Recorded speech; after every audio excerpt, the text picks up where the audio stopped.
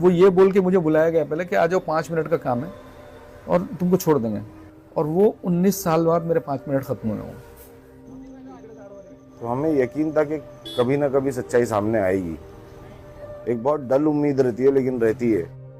11 जुलाई 2006 को मुंबई की local train में एक के बाद एक कई बम धमाके हुए थे। हाल ही में बॉम्बे हाई कोर्ट ने इन बम धमाकों के सिलसिले में अभियुक्त बनाए गए 12 लोगों को बरी कर दिया। इनमें साजिद अंसारी और मुजम्मिल शेख भी हैं। महाराष्ट्र सरकार ने हाई कोर्ट के फैसले को सुप्रीम कोर्ट में चुनौती दी है। जब ये बम धमाके हुए थे तब मुजम्मिल 22 साल के थे और बेंगलुरु में सॉफ्टवेयर इंजीनियर के तौर पर काम कर रहे थे। वहीं साजिद की उम्र 29 साल थी और वो मुंबई में एक कंप्यूटर ट्रेनिंग इंस्टीट्यूट और एक दुकान चलाते थे। उस दिन एक धमाका जोगेश्वरी में साजिद की दुकान के पास में हुआ था। शॉप से बहुत कम डिस्टेंस के ऊपर वो ब्लास्ट हुआ था, और जो भी जख्मी थे, जो लोग थे, उनको उठाकर एम्बुलेंस में और रिक्शा में डाल के हम लोग हॉस्पिटल भेज रहे थे।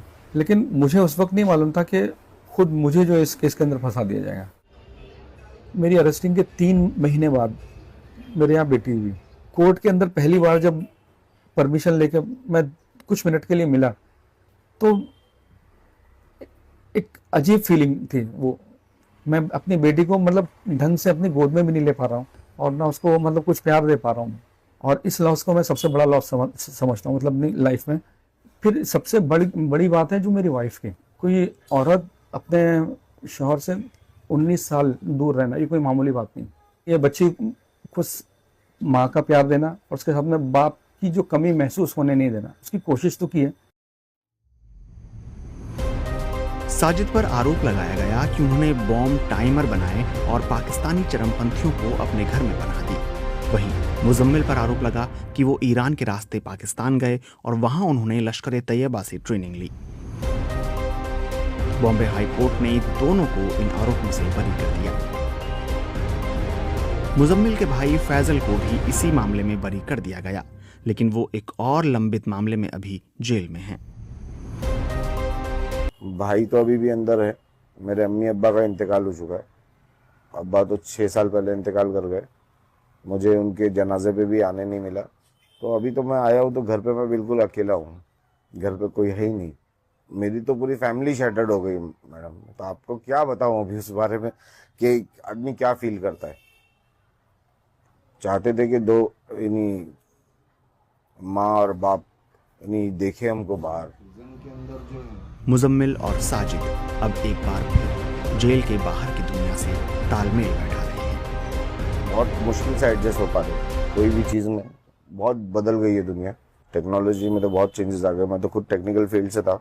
वो देख रहा हूँ मैं कि क्या कर सकते हैं हम लोग। थ्योरेटिकली पढ़ाई करते रहता था अंदर, काफ़ी बुक्स और मैगजीन्स वगैरह पढ़ता था टेक्नोलॉजी के बारे में, लेकिन मेरे को सिर्फ थ्योरेटिकल नॉलेज है, अभी प्रैक्टिकल कुछ भी नहीं है।